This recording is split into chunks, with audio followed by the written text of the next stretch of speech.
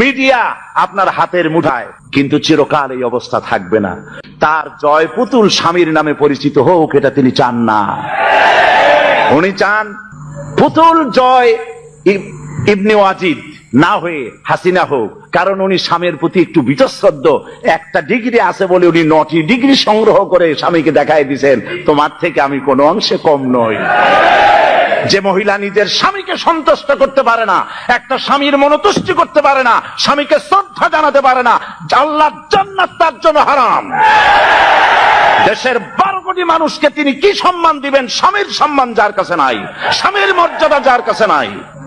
সুতরাং আজকে টেলিভিশনে যতই বক্তৃতা করেন, টেলিভিশন আজকে আপনার মিডিয়া আপনার হাতের মুঠায়, কিন্তু চিরকাল এই অবস্থা থাকবে না। সুতরাং মাথাটা এখন খুব গরম, যার জন্য গরম গরম কথা বলছেন। ত্রাণ সাহায্য দিতে যায় আর আপনি বলেন ওরা নাটক করে। বিরোধী দলের নেত্রী, দেশ নেত্রী বেগম খালেদা জিয়াকে ত্রাণ সামগ্রী বিতরণ করতে না দিয়ে এলাকার লক্ষ লক্ষ মানুষকে, বনি আদমকে বঞ্চিত করেছেন আপনি। এদেশের বর্ষিয়ান জননেতা, যিনি রাজনীতি করেছেন আপনার বাবার সাথে, সেই পিতৃতুল্য মর্যাদা সম্পন্ন নেতা অধ্যাপক গোলাম আজমকে মিরপুরে ত্রাণ সামগ্রী বিতরণ না করতে দিয়ে গোলাম আজমের সাথে বেয়াদবি করেছেন। আপনার এই বেয়াদবির শাস্তি আপনাকে পেতে হবেই হবে।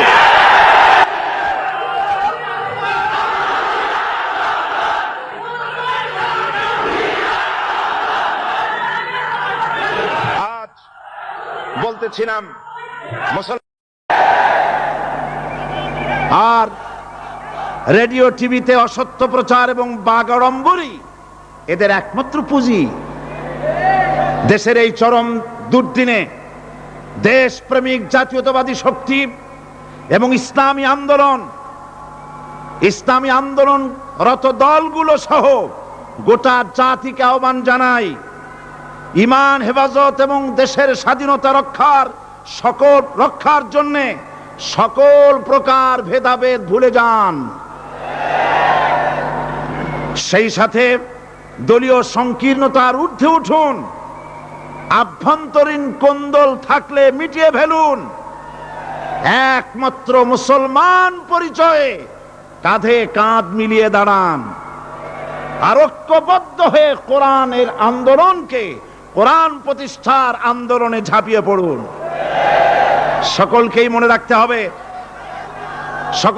রাখতে হবে, কাফের, মুশরিক, মুনাফিকদের অধীনে গোলামীর জিন্দেগির চাইতে ঈমান হেফাজত এবং স্বাধীনতা রক্ষার জিহাদে শরীক হয়ে শাহাদাতের মৃত্যু 1000 গুণে শ্রেয়।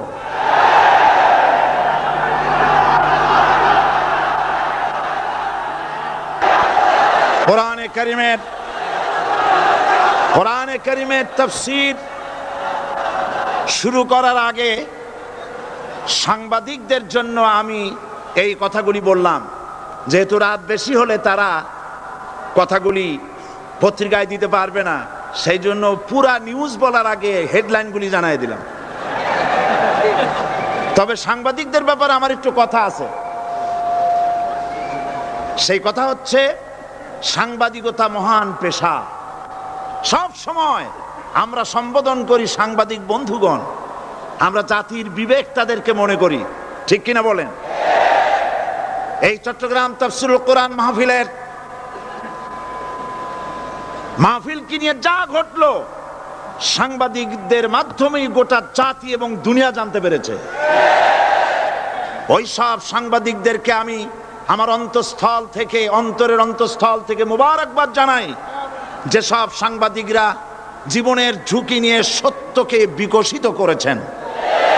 কিন্তু তার মধ্যেও কিছু কিছু সাংবাদিক আছে, আমি তাদেরকে দু একটি কথা না বলে পারবো না। বলবো? বলাই লাগবে। তার মধ্যে একটি পত্রিকা, যার নাম জনকণ্ঠ ওরফে রকণ্ঠ, এই পত্রিকাটি আজ রিপোর্ট করেছে, জনকণ্ঠ, সশস্ত্র ক্যাডার প্রহরায় চট্টগ্রামে সাঈদীর তাফসীর মাহফিল শুরু। আজকের এই লক্ষ লক্ষ জনতাকে জিজ্ঞেস করতে চাই, এই লক্ষ লক্ষ জনতা, আপনারা কোন সশস্ত্র ক্যাডার চোখে দেখেছেন?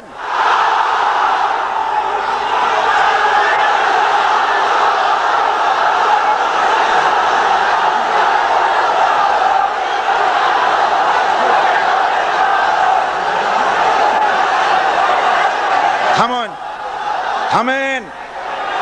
আমার করুণা হয়, ওই সব লোকের জন্য করুণা হয়। রাসূলুল্লাহকে চোখে দেখে আবু জাহেল যেমন বিশ্বাস করতে পারে নাই, এই শ্রেণীর লোকেরা এত বড় মাহফিল দেখেও কলিজায় জাহান্নামের ভয় আসে নাই।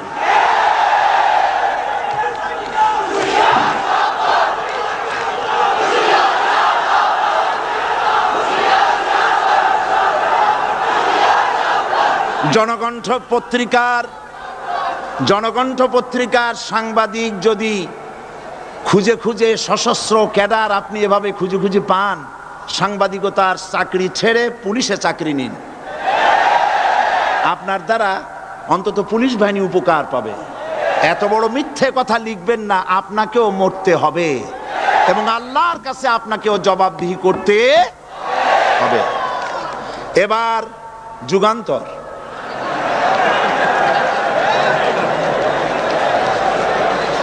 যুগান্তর পত্রিকা নতুন বেরিয়েছে। যুগান্তরকে দেশবাসী বস্তুনিষ্ঠ সংবাদ পরিবেশন করবে বলেই আশা করে। জনকণ্ঠের মতো জঘন্য কণ্ঠে যুগান্তর পরিণত হোক, জাতি তা চায় না। যুগান্তরের রিপোর্টার কি রিপোর্ট করলেন? আপনি লিখেছেন হাইকোর্ট, আপনি যা লিখেছেন আমি তা পড়ছি। সাইদি বলেন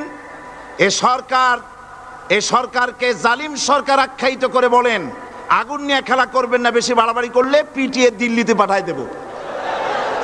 এই লক্ষ জনতা সাক্ষী দেন, সরকারকে পিটাইয়া দিল্লি পাঠাবে এই কথা আমি বলেছি।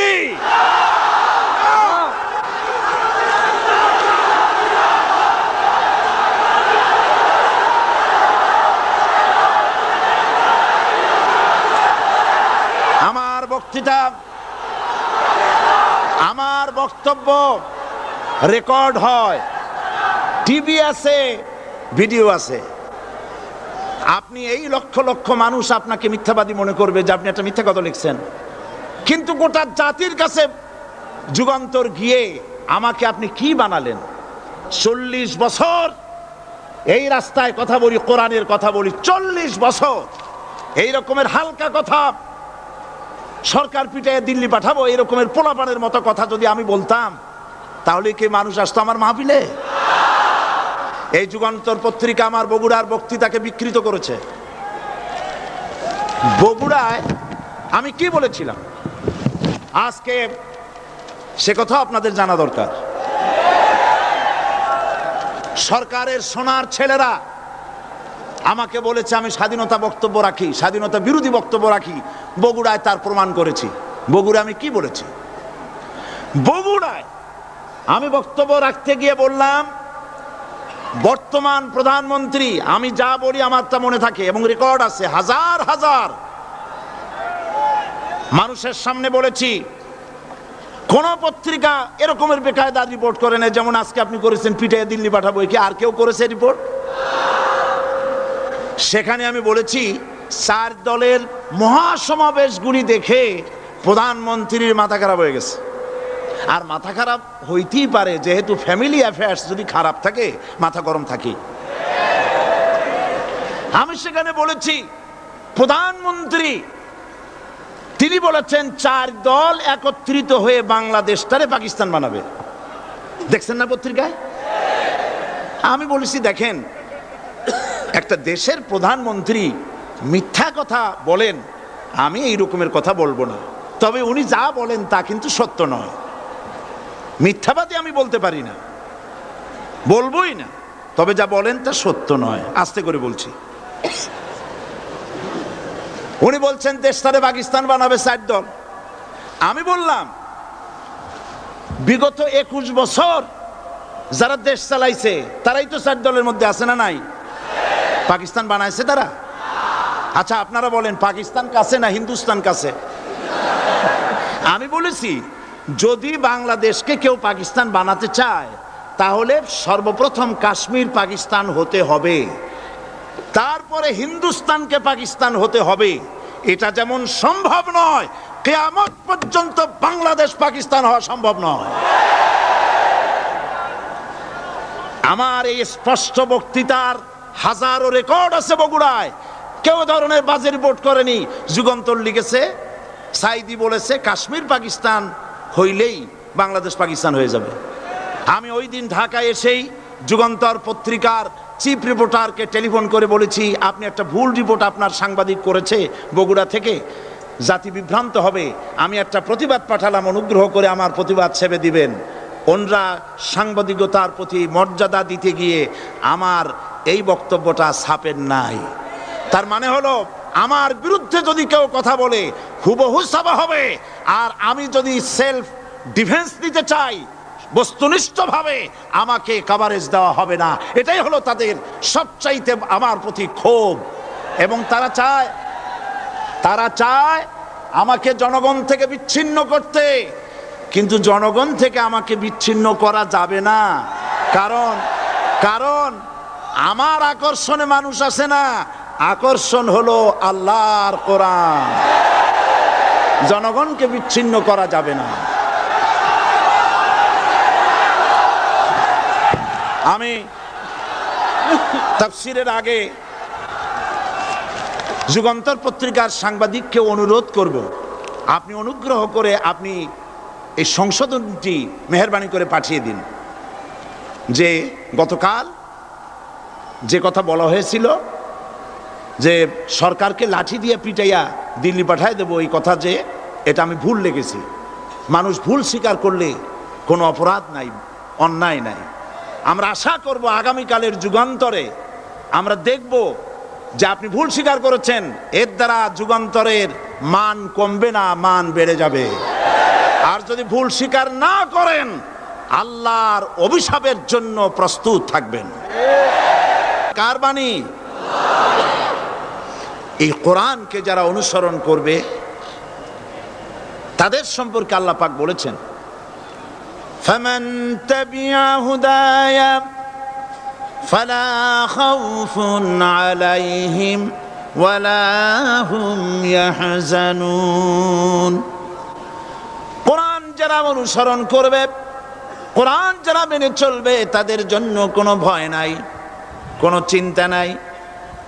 কোরআনের আইন যারা মানবে, কোরআনের শাসন যারা মানবে, তাদের জন্য কোনো ভয় নাই, চিন্তা নাই।